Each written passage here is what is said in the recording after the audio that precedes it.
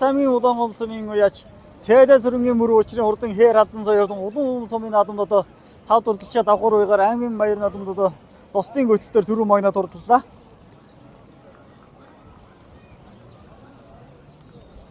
За чимэд очрын ам болд гэдэг залуу одоо төвийн бисэд хөрөн үрээгээ аман гүзүүдүүлсэн бол одоо морин хөрөн сая ялангуяа энэ аймгийн баяр наадамд одоо аман гүзүүнд ахиуллаа. За 3 дуус аймгийн дэсмээс Ламбуугийн дагуу сүрэнгийн хурдан хээр үрээ гэж зүүн бүсэд одоо 7-8-аар давсан хурдан хээр үрээ аймгийнхаа баяр наадмыг одоо зорж ирж уралдаад 3 турталсан байгаа.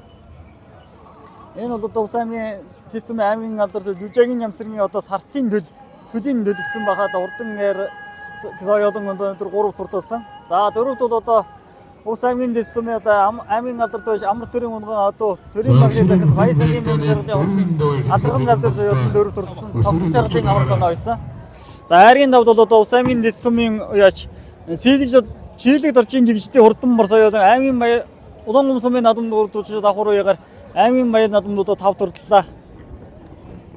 За эхний 3 ч морин соёлон азарган соёлон 2 азарган соёлон 4 тав турсан юм байна. За түрүү хайр алдан соёлонгийн шагналыг Улс аймгийн одоо иргэдийн урдын дарга Сэвэж Батод гардуулсан гэж баяр хүргэлээ. За аман гүцэний чимд өсрийн ам болтын урдан мөрөөрийн шагналыг Улс аймгийн засаг дарга Чулууны чимд гардуулсан гэж баяр хүргэж байгаа бол Улс аймгийн дэсмээс Ламбуугийн сав сүрэнгийн хурдан хээр соёлонгийн шагналыг Улс аймгийн ордогч дарга одоо Александр гардуулсан гэж баяр хүргэж байна.